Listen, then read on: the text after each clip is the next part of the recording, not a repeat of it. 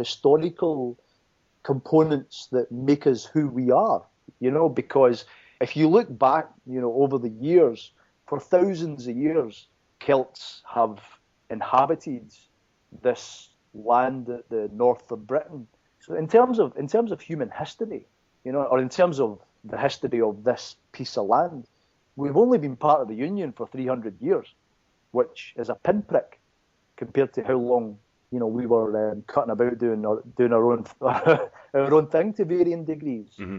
So I think that I am Scottish, and what that means to me is obviously different to what it means to someone else. But I am not English, and I am not British. I am Scottish. And first and foremost, I'm Glaswegian, and second, I'm Scottish. That's just my personal thing.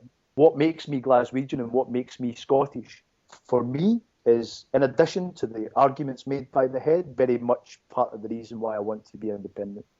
And yeah, that's what I was going to come to next, because some people didn't begin supporting independence but have changed.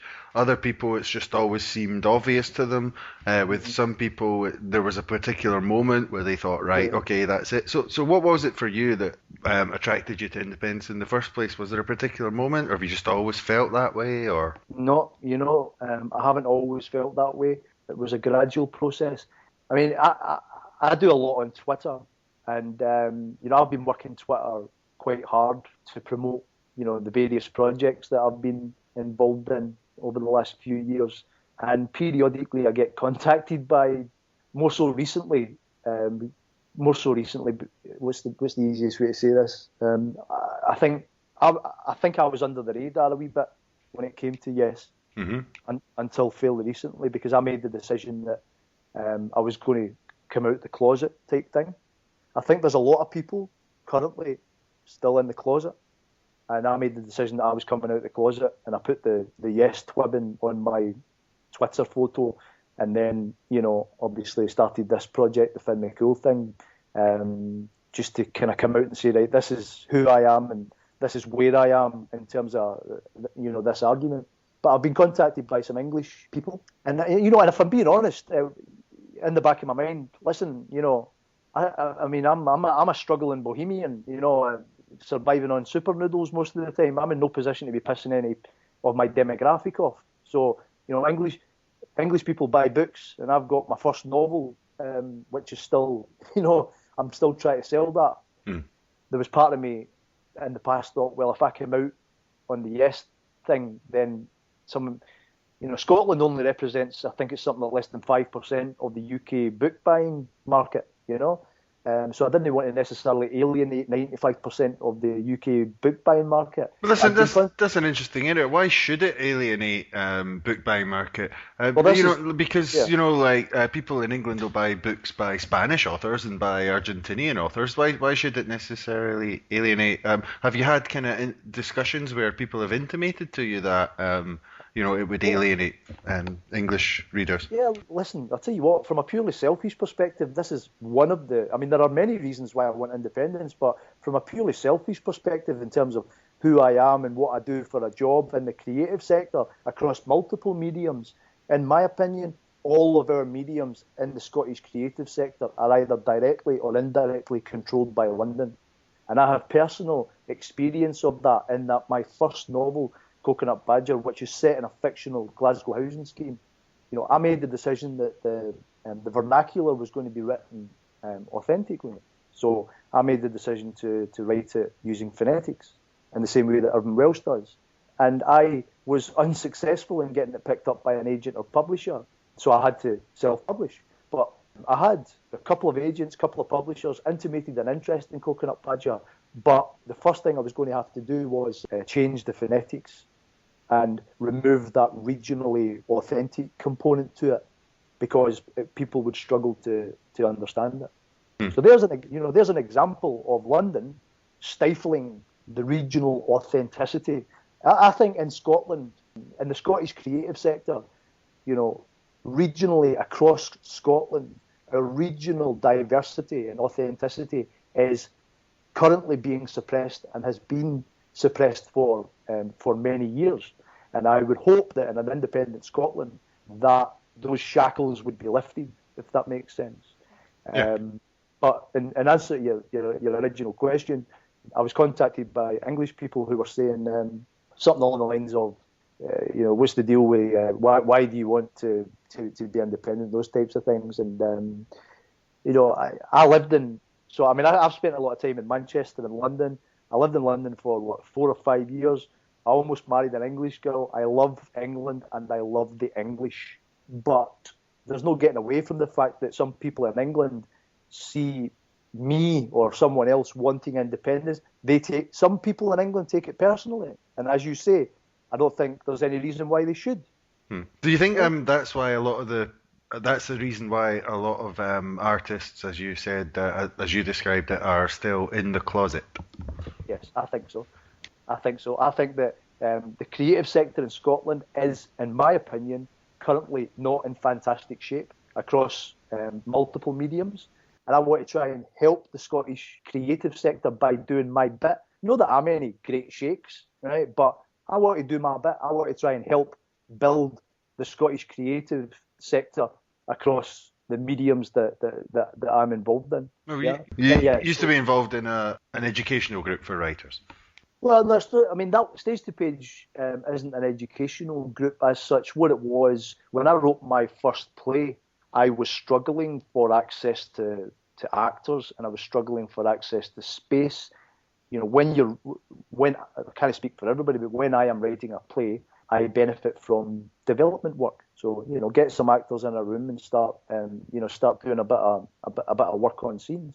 And I wasn't able to do that because I didn't have any space and I didn't have any actors. So I approached an organisation called Playwright Studio Scotland, based in the Centre for Contemporary Arts.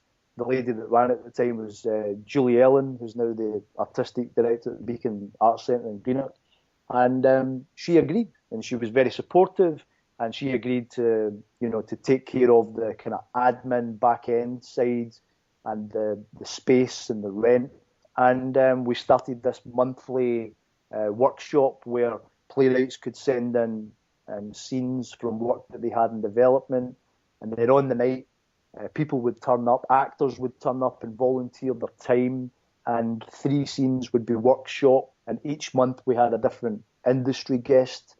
And I kind of ran it with the support of the Playwright Studio for about 18 months. And then I went to Los Angeles for a couple of months. So at that point, there was a group of 5 or 6 volunteers who were kind of regulars who were running it and doing a great job. I just kind of took a step back from it and let them run it. So I've not actually been involved in Stage to Page for the last maybe 6 months or so, but it's still going strong. It's on every month at the CCA, run by Playwright Studio Scotland, and facilitated every month by these 6 volunteers. And it's turned into this fantastic monthly kind of vibrant community of theatre practitioners who all turn up and pitch in to support and help each other. Oh, great. Okay, so if we can just come back to the campaign, apart from the book, which is, you say, has got a strong independence message, are you going to be involved in any actual campaigning? Have you been on the streets? Have you seen anything of note, or is there any campaigning you would like to do in particular? You know what? It's a funny one. For me, I can't quite explain it, but for me, this book is my campaigning, if that makes sense, because no disrespect to people that chart doors, right? Canvassing's not my thing.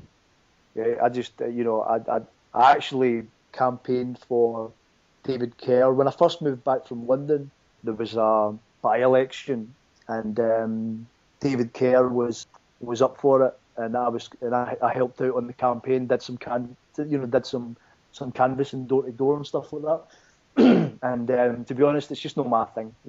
It's for some people and it's not for other people, and it wasn't for me.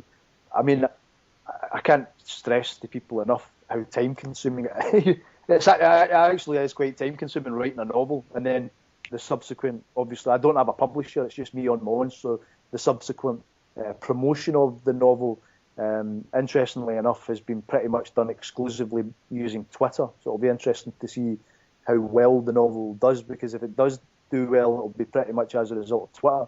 But I'm not naive enough to believe that this is going to, that this is going to pull off a yes vote or anything like that, right? But what I'm saying is, I do genuinely believe that if we can get this story out there, because of the content, because of the themes, 18th of September, there are going to be no's and maybes who, when they walk in to make their vote, they might just, there's going to be, some of them are going to vote yes. Some no's and maybes are just going to vote yes. And I'm not saying it's because of Finn McCool. It'll be not one reason, it might be a combination of 5 reasons or 10 reasons that go together to make up this decision that they're just going to go yes. So the writing of this novel and the subsequent promotion of this novel between now and the 18th of September is my campaigning, if that makes sense. And are you confident that we're going to win? No, I'm not confident. I'm actually fearful, if I'm being honest. I'm worried. I'm worried because it saddens me. It saddens me. There are so many. There are just so many economic and political reasons why we must be independent.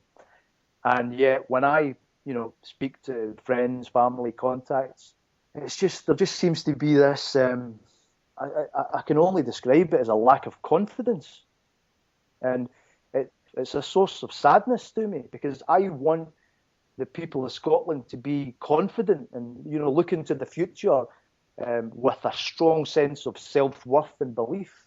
Mm-hmm. And the comparison that I would make is the Labour vote in Glasgow.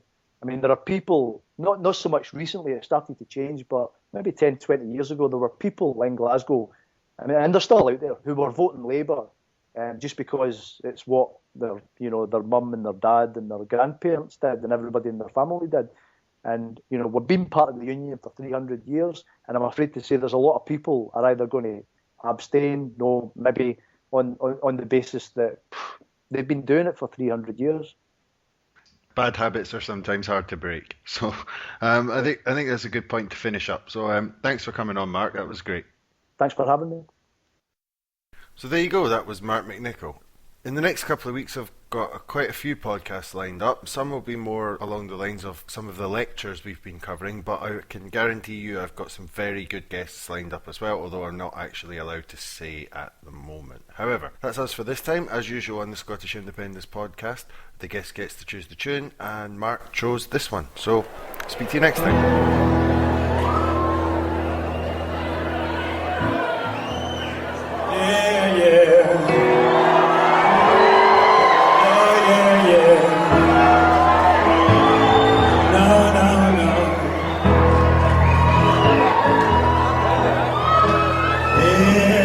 Second city of the empire, Mother Glasgow nurses all her wings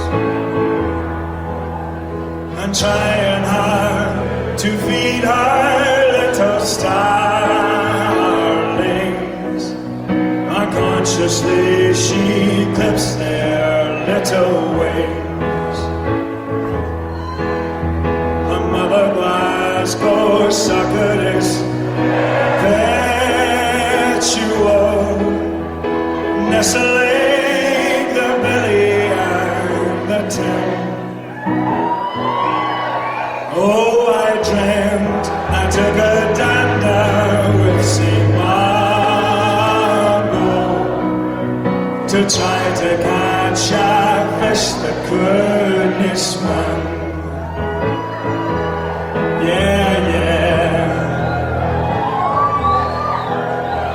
Among the silent bells and flightless birdies, Father Glasgow knows his starlings well,